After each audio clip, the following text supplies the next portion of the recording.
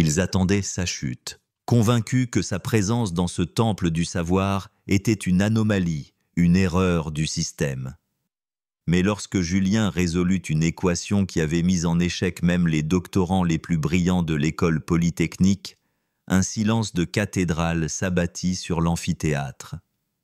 Et pour la première fois, ceux qui l'avaient autrefois regardé avec mépris furent contraints de faire face à l'effondrement de leurs certitudes les plus ancrées. À l'université de la Sorbonne, par un matin blafard, les néons froids projetaient une lumière crue sur l'immense salle de cours de mathématiques avancées. Plus de 100 étudiants avaient pris place, le bruissement de leurs papiers et le cliquetis des claviers créant une atmosphère studieuse et tendue. Ils se préparaient à affronter l'un des professeurs les plus redoutés du département, le professeur Laurent Moreau. Ce jour n'était pas un jour de cours ordinaires. Les premiers rangs n'étaient pas seulement occupés par des étudiants, mais par un parterre de professeurs venus de différents départements, assis là comme un austère jury. Ils n'étaient pas venus pour apprendre, mais pour juger. Il s'agissait d'une conférence ouverte où le professeur Moreau allait faire la démonstration de sa méthode d'enseignement, réputée impitoyable. Sa sévérité, pensait-il, était une forme de purification nécessaire.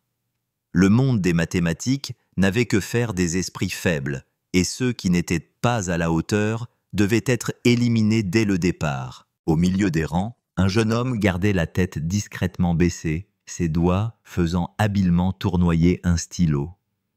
Il ne cherchait pas l'attention, ne parlait à personne. Un simple sweat à capuche gris, un jean usé et un cahier rempli d'une écriture dense et méticuleuse. Il s'appelait Julien Dubois. Il n'avait pas besoin de se faire remarquer. Les chiffres qui dansaient dans son esprit parlaient un langage bien plus éloquent.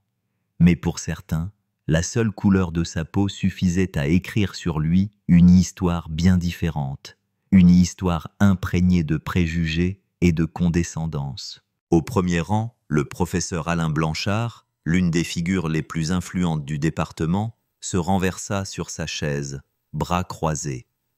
Son regard balaya l'assemblée avec un air d'ennui, puis se figea sur Julien. Un sourire suffisant étira ses lèvres. « Regardez-moi cet étudiant », murmura-t-il à son voisin. « En mathématiques avancées, je parie qu'il ne terminera pas le semestre. » Les professeurs à ses côtés hochèrent la tête en signe d'approbation, comme s'il s'agissait d'une vérité évidente. Ces sciences ne sont pas faites pour des gens comme eux. Il est probablement entré ici grâce à une quelconque mesure de discrimination positive. Un rire étouffé parcourut le rang. Personne ne prit la peine de le cacher. Il ne parlait pas de mathématiques, il parlait de lui. Mais Julien resta de marbre. Il connaissait ce refrain par cœur, cette mélodie dissonante qu'il avait suivie toute sa vie. Ils s'attendaient à ce qu'il échoue. Ils étaient convaincus d'avoir raison. Ils ne se doutaient pas qu'aujourd'hui, ils s'apprêtaient à commettre la plus grande erreur de jugement de leur carrière. L'atmosphère dans la salle sembla s'alourdir lorsque le son sec des chaussures en cuir du professeur Laurent Moreau résonna sur le sol carrelé. Son entrée provoqua une onde de silence absolu. Sa posture était d'une droiture inflexible, ses lunettes à monture d'argent reflétant la lumière froide. Son visage n'exprimait rien d'autre qu'une confiance granitique, une autorité qui n'avait nul besoin de mots. Il n'avait pas à demander le respect, sa seule présence l'exigeait. Le professeur Moreau balaya la salle de son regard perçant. Il n'évaluait pas seulement l'attention, mais la capacité de chacun à survivre intellectuellement dans son arène. Le regard des étudiants plongea vers leurs notes, fuyant ses yeux d'aigle. Puis, son regard s'arrêta sur Julien. Ce ne fut qu'un instant, mais un instant lourd de sens. Ce n'était pas une simple observation, mais un message silencieux, une question muette aussi tranchante qu'une lame. Pensez-vous vraiment avoir votre place ici ? En une fraction de seconde, ses yeux se plissèrent, puis il se détourna, comme si l'existence même de Julien était une distraction indigne de son temps. Il se tourna, prit une craie et, d'un geste vif et précis, commença à écrire au tableau. La semaine dernière, nous avons étudié les limites multivariables. Aujourd'hui, nous abordons les transformés de Laplace.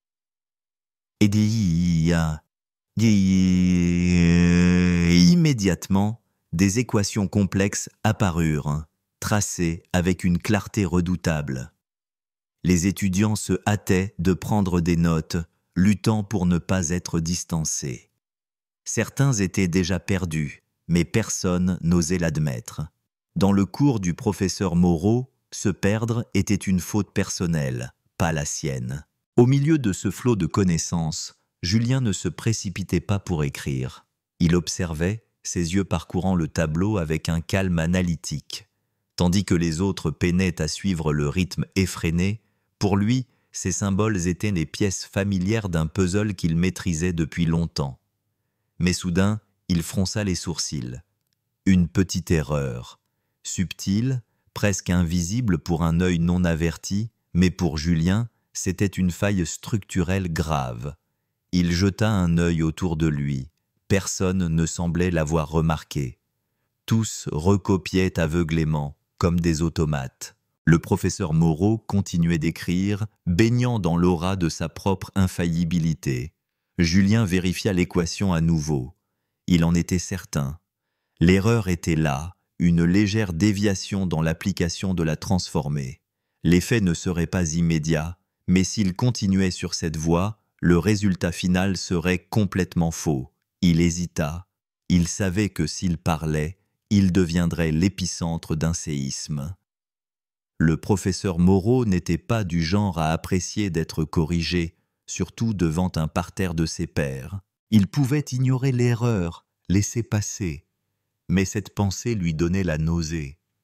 Julien haïssait l'arrogance, celle des gens qui se croient infaillibles, celle de ceux qui jugent les autres sur leur apparence.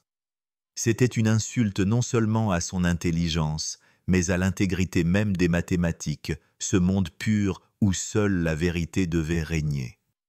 En quelques secondes, sa décision fut prise. Il inspira lentement, leva la main, et sa voix calme brisa le silence religieux de la pièce. « Professeur, pardonnez-moi, mais il y a une erreur dans la transformée. » Le temps sembla se figer. Le professeur Moreau arrêta net son geste. Tous les regards convergèrent vers Julien. Mais le plus terrifiant n'était pas le silence des étudiants. C'était le léger sourire qui se dessina sur les lèvres du professeur Moreau. Ce n'était pas un sourire amical. C'était celui d'un prédateur qui vient de voir sa proie tomber la tête la première dans son piège.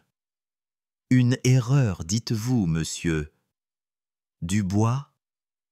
Sa voix était douce, mais chaque syllabe était chargée d'une menace glaciale. « En êtes-vous bien certain ?» Au premier rang, le professeur Blanchard eut un petit rire suffisant. « Je vous l'avais dit, chuchota-t-il. Il vient de creuser sa propre tombe. » Julien soutint le regard d'acier du professeur Moreau sans ciller. « Oui, j'en suis certain. » Le sourire du professeur s'effaça. Pendant une fraction de seconde, Julien crut déceler une lueur d'incertitude dans ses yeux avant qu'elle ne soit aussitôt remplacée par une froide autorité. Il fit mine de scanner le tableau, un simulacre de vérification. Quelques instants plus tôt, il avait humilié une autre étudiante pour une simple question. « Vous pensez ou vous savez ?» lui avait-il lancé, la figeant sur place. La jeune fille, cramoisie, s'était ratatinée sur sa chaise. Mais Julien, lui, ne tremblait pas. Il détestait cette pédagogie de la peur. C'est précisément pour cela qu'il avait levé la main. « En fait, reprit-il avec la même assurance tranquille, le coefficient a été introduit prématurément dans l'étape de transformation. Cela fausse la suite du calcul. L'attente n'était plus celle d'une réponse, mais celle d'une exécution publique. Le professeur Blanchard et ses collègues savouraient le spectacle à l'avance. Le professeur Moreau resta immobile un long moment, laissant le poids du silence écraser l'audace de l'étudiant. Puis il sourit à nouveau, un sourire dénué de toute chaleur. « Êtes-vous sûr ?» répéta-t-il, et cette fois, c'était un avertissement clair. Julien ne flancha pas. « Oui, j'en suis sûr. » Un éclair de contrariété traversa le visage du professeur Moreau, mais il reprit vite son masque hautain. Lentement, il se retourna vers le tableau. Le silence s'étira. Julien n'avait pas besoin de regarder. Il connaissait la vérité. Et il n'était plus le seul. Des chuchotements commencèrent à onduler dans les rangs. Des étudiants se penchaient, vérifiant leurs propres calculs. Même l'un des professeurs invités fronçait les sourcils, le doigt suivant la ligne de l'équation.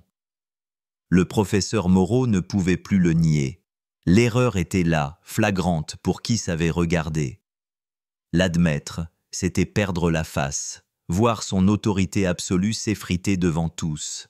Le morceau de craie se brisa presque entre ses doigts serrés. Il se retourna, un sourire nouveau sur le visage, un sourire qui ne masquait plus l'arrogance, mais une ruse glaciale.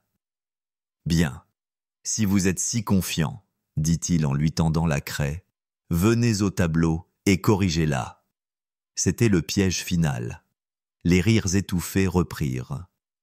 Blanchard se renversa sur sa chaise, un air de triomphe sur le visage. Il connaissait Moreau.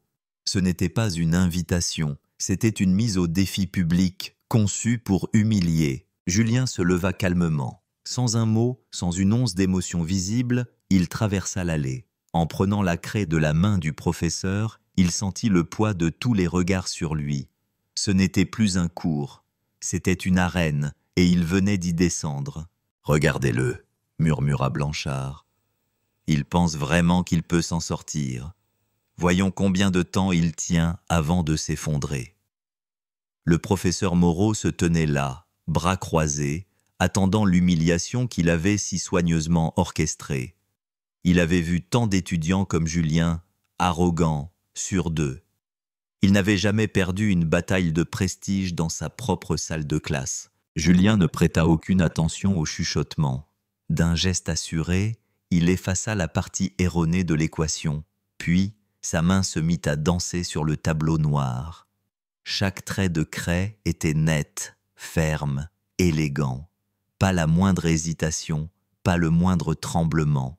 Il ne se contenta pas de corriger l'erreur. Il restructura la démonstration, la rendant plus claire, plus concise. Le silence dans la salle devint pesant, presque respectueux. Les étudiants qui s'étaient moqués se penchaient maintenant en avant, fascinés. « Attends » murmura l'un d'eux à son voisin, « il l'a vraiment corrigé, et c'est plus élégant. » Le professeur Moreau fixait le tableau, ses bras se resserrant contre sa poitrine. Il ne pouvait plus réfuter. La vérité mathématique, pure et implacable, était exposée aux yeux de tous. Il pinça les lèvres, puis laissa échapper un hochement de tête sec, presque imperceptible. « Bien » lâcha-t-il d'une voix blanche. Julien n'esquissa pas le moindre sourire de triomphe. Il retourna simplement à sa place, sous le regard médusé de l'auditoire. Le professeur Moreau serra les poings. Il ne pouvait pas laisser les choses ainsi. Si Julien avait passé ce test, il allait lui en imposer un autre, un défi qu'il ne pourrait pas surmonter. Il reprit la craie. « Très bien, voyons ce que vous pouvez faire avec le problème suivant. » Cette bataille ne faisait que commencer. Blanchard, au premier rang, ne parvenait plus à masquer sa stupeur. « Impossible » marmonna-t-il, plus pour se convaincre lui-même que pour les autres. Il a dû étudier ce problème à l'avance. Il ne pouvait accepter qu'un étudiant qu'il avait déjà catalogué et classé puisse faire preuve d'une telle maîtrise. Le professeur Moreau, refusant la défaite, se dirigea vers son pupitre et en sortit un manuel épais de calcul avancé. un ouvrage réservé au cycle supérieur. Il l'ouvrit à une page vers la fin, à un problème connu pour sa complexité redoutable, un de ceux qui servaient à distinguer les bons des génies. Il le posa, ouvert, face à Julien. « Résolvez-le !» L'atmosphère changea instantanément. « C'en est fini pour lui !» chuchota un étudiant. « C'est un problème de niveau doctorat !» Le professeur Moreau attendait de voir Julien hésiter, paniquer, vaciller. Mais, à sa grande surprise, un léger sourire se dessina sur les lèvres de Julien. Ce n'était pas de l'arrogance, c'était le plaisir sincère d'un véritable artiste à qui l'on présente enfin une toile à sa mesure. Il se leva et se dirigea vers le tableau avec une confiance tranquille, comme s'il s'attendait à ce défi. Il prit la craie et le spectacle recommença. Mais cette fois, sa main bougeait encore plus vite. Les symboles mathématiques s'enchaînaient sur le tableau avec une clarté terrifiante. Il ne se contentait pas de résoudre le problème, il le disséquait, révélant une structure sous-jacente que même des mathématiciens chevronnés auraient mis des heures à trouver. Il ne suivait pas un chemin, il en traçait un nouveau. Blanchard serra les poings, son visage passant de la frustration à une véritable inquiétude. Mais qu'est-ce que c'est que ça? Le professeur Moreau sentit un frisson glacial le parcourir. Ce n'était plus de la contrariété, mais une prise de conscience brutale. Il n'avait pas simplement défié un étudiant, il lui avait offert une scène pour qu'il révèle l'étendue de son génie. Et maintenant, tout le monde était témoin de quelque chose d'indéniable. Julien posa la craie, il fit un pas en arrière, bras croisés. Le problème était résolu, parfaitement. Un des professeurs invités laissa échapper un souffle, incrédule. Il ne restait plus d'excuses. Ce n'était pas de la chance, c'était du génie à l'état pur. Et à cet instant, le professeur Moreau sut qu'en pensant pouvoir le vaincre, il avait commis la plus grande erreur de sa carrière. L'apogée de cette confrontation n'eut pas lieu dans la salle de cours, mais quelques semaines plus tard, lors de la finale du concours national de mathématiques. La salle était immense, l'enjeu national. Le professeur Moreau et le professeur Blanchard étaient là, dans le public, comme juges honoraires. Le problème final fut projeté sur un écran géant. Une équation différentielle non linéaire d'une complexité abyssale. Un labyrinthe conçu pour piéger les meilleurs esprits du pays. Le compte à rebours commença. Les finalistes, y compris un prodige de l'école polytechnique, plongèrent dans leurs calculs, le front perlé de sueur. Ils écrivaient, effaçaient, repartaient de zéro.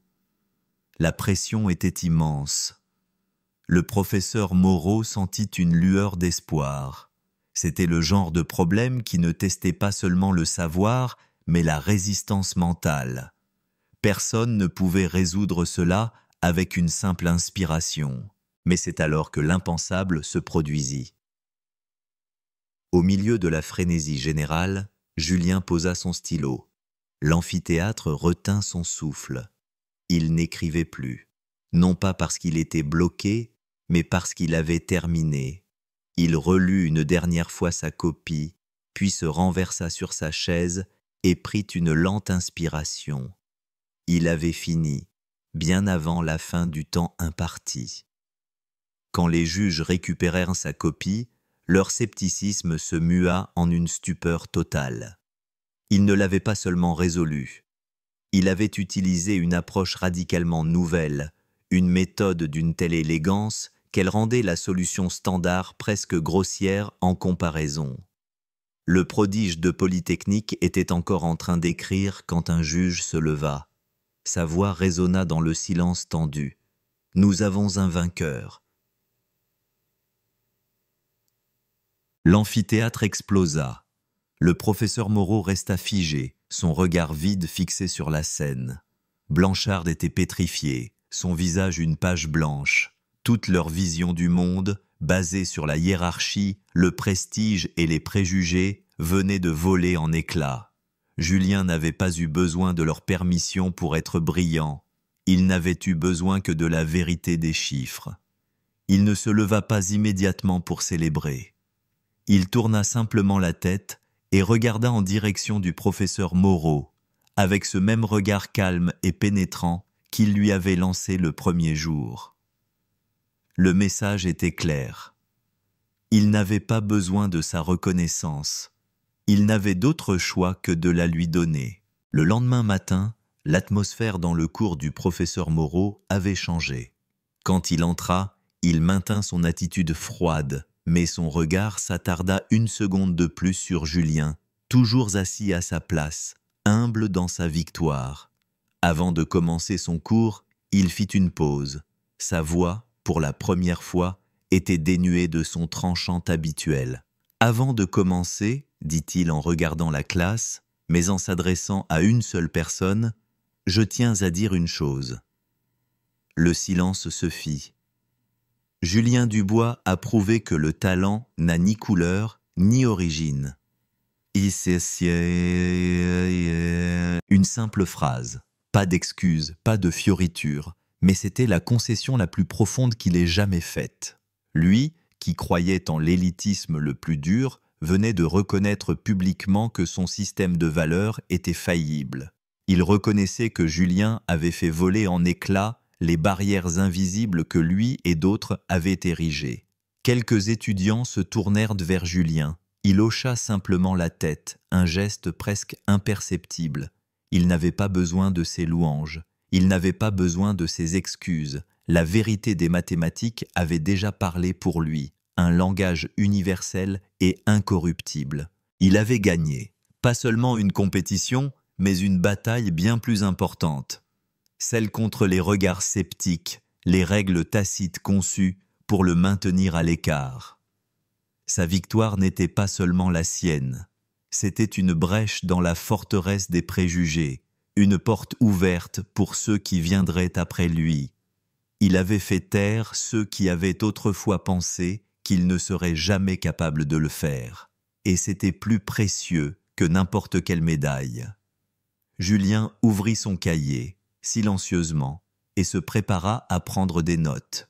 Le monde autour de lui avait changé, et il savait que ce n'était que le début. Il n'avait besoin de personne pour le reconnaître, car la vérité avait déjà parlé d'elle-même.